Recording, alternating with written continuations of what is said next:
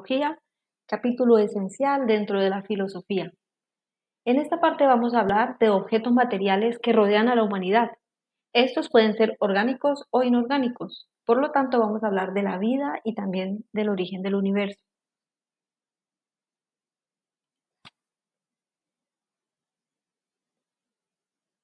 Vamos a empezar hablando del universo desde la antigüedad para llegar hasta la época contemporánea. ¿Qué hay en el espacio? ¿Tiene fin? Nos hemos hecho preguntas desde la antigüedad, como ¿cómo veían el universo en la antigüedad? ¿El universo es caótico o es ordenado? ¿El universo tiene fin? ¿Qué opinión le merece el Big Bang? ¿Qué opina de ir contra lo convencional? ¿Cómo entiende usted el espacio y el tiempo? ¿Cómo influyen estas reflexiones en su vida?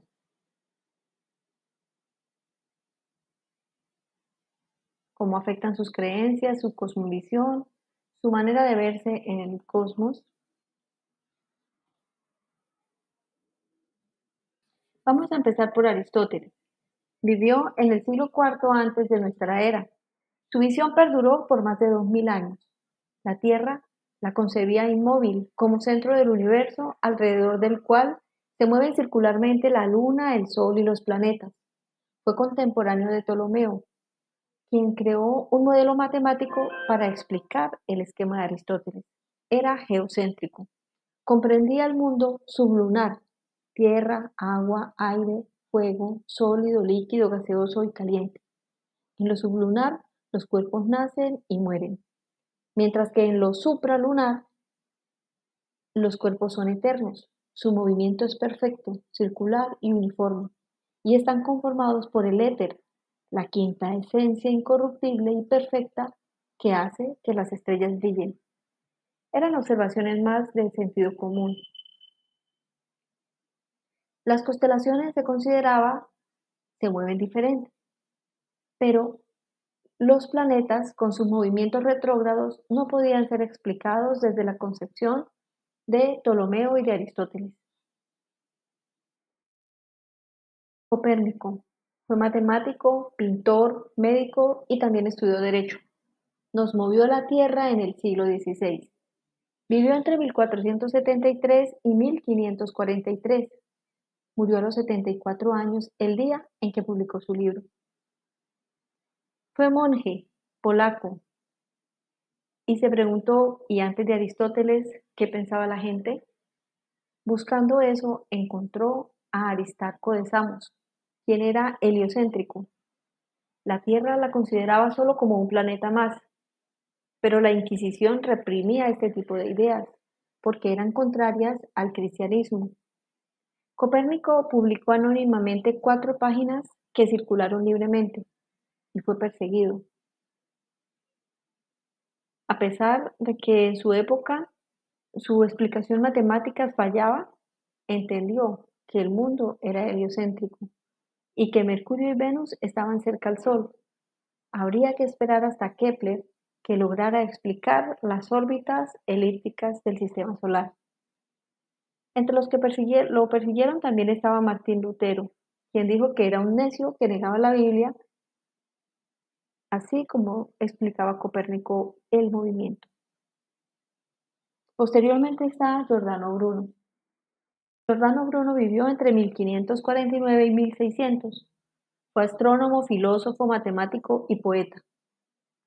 Para Giordano, el universo es infinito y la Tierra gira alrededor del Sol. El movimiento que observamos es aparente. También dijo Giordano Bruno que las estrellas eran soles. Se preocupó por sus creencias religiosas. Se inspiró en Lucrecio, un romano, quien también hablaba de las 4 sustancias. Consideró que todo está hecho de la misma materia y no habló del éter. El espacio y el tiempo para Giordano Bruno eran infinitos. No se necesitaba creación, bastante adelantado a su tiempo. Esta visión chocaba con el universo estable e inmutable sostenido por ángeles, de los que hablaba la Iglesia. Fue condenado por herejía, tuvo que salir del país y esconderse, capturado y 8 años preso. Fue quemado vivo en la hoguera por orden de la Iglesia. No se le permitió que muriera antes de ser quemado, como a otros en su época. Galileo demostró con su telescopio las propuestas de Giordano Bruno.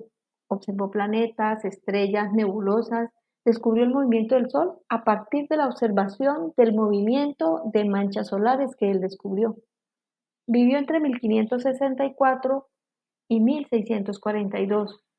Fue astrónomo, matemático, ingeniero, filósofo y apoyó el modelo heliocéntrico. Propuso que el movimiento es relativo, depende de la posición del observador. En esa época las matemáticas eran despreciadas como un razonamiento abstracto.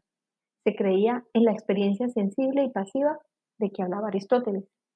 Galileo fundamenta los pasos del método científico y además cuestionaba el principio de autoridad, por el cual, si lo decía Aristóteles, debía ser cierto sin cuestionar. Observó por telescopio y descubrió las fases de Venus, las lunas de Júpiter, empleó la práctica y la experiencia como método para descubrir la verdad. La ciencia es investigación de causas y causa es aquello de lo que se sigue un efecto, las cuales son variaciones del movimiento. Para Galileo, la naturaleza es como un libro escrito con caracteres matemáticos. El método científico de Galileo tiene en cuenta el análisis inductivo, que recoge datos a través de la observación, formula hipótesis, realiza síntesis deductiva, hace pensamiento matemático para sistematizar la información, verificarla mediante el experimento y la formulación de leyes. Fue obligado a retractarse de su teoría, a cambio de lo cual murió estando preso. Kepler describe el movimiento de los planetas alrededor del Sol. Se preguntaba, ¿qué es lo que hace que se muevan los planetas alrededor del Sol? No pudo resolver esa pregunta. En esa época se creía en la esfera y la circunferencia como formas perfectas. También Kepler tenía gran vocación religiosa, pero sus observaciones le hacían dudar de lo que decían las escrituras y en el monasterio. Fue contemporáneo de Tycho Brahe. De él recogió datos, pero Tycho no confiaba en Kepler. Kepler le tocó esperar la muerte de Tycho Brahe para acceder a sus observaciones. Así, logró predecir, por ejemplo, el tránsito de Venus por el Sol y determinar pues, las tres leyes de Kepler y también pues, que las órbitas son elípticas. Newton vivió en el siglo XVII y da los principios para legitimar a Copérnico. Fue contemporáneo de Halley, quien buscó a Newton para que le ayudara a resolver una pregunta: ¿por qué los planetas se mueven de forma elíptica? Newton dijo que había estado trabajando en eso hace 20 años y que ya lo había resuelto. Halley valoró mucho su trabajo, le financió la publicación de sus obras, casi queda en la ruina por ayudarle a Newton a publicar, y también utilizó los cálculos de Newton, con lo cual determinó la órbita del cometa Halley, que pasa cada 76 años y lleva su nombre en su honor. Newton explicó la gravedad, las leyes del movimiento, trabajó sobre la velocidad del sonido en distintos medios. También analizó las mareas, realizó cálculos astronómicos como la masa de Júpiter, demostró que hay leyes que sirven para todos los lugares del universo. En ese tiempo también vivió Leibniz, quien publicó sus trabajos sobre el cálculo diferencial, y Newton dijo que eso ya lo había resuelto años atrás. Newton tenía un carácter fuerte y era bastante solitario. Fue seguidor de la alquimia, lo cual lo contaminó con mercurio. Quería descifrar la Biblia. Analizó la fuerza de la gravedad, que funcionaba igual en la Tierra y en la Luna. Propuso las leyes de Newton, que recordemos es la de la inercia, la de la fuerza igual a masa por aceleración y la de acción y reacción. Inventó el telescopio de reflexión, el que tiene espejos. Bueno, consideraba que la materia estaba formada por partículas en movimiento y buscaba cuáles eran esos principios vitales de la naturaleza. El mercurio le generó una época en la que perdía la memoria, sufría de insomnio y también de delirios de persecución. Peleaba con personas sobre episodios que no habían ocurrido, pero logró descontaminarse y vivir décadas más. En resumen de lo que se conoce hoy sobre el universo, podemos encontrar que hay materia oscura y materia visible, nebulosas, que es el lugar donde se forman las estrellas, galaxias, que es reunión de estrellas, enanas, estrellas gigantes, planetas, satélites, asteroides, meteoritos y cometas.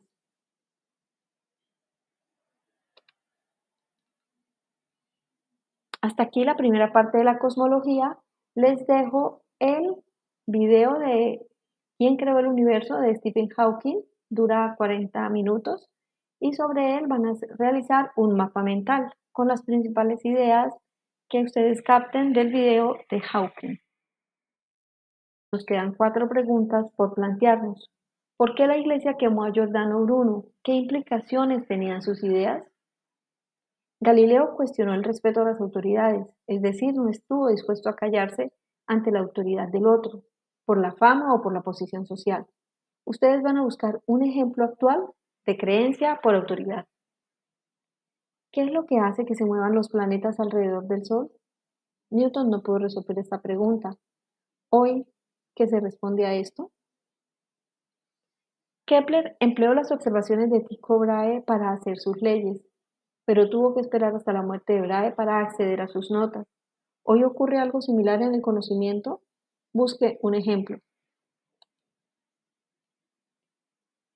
Puede complementar la información aquí otorgada a través del video Mentes Brillantes. Recuerde que el Museo Galileo Galilei necesita una sede. Comuníquese y apóyenos. Muchas gracias.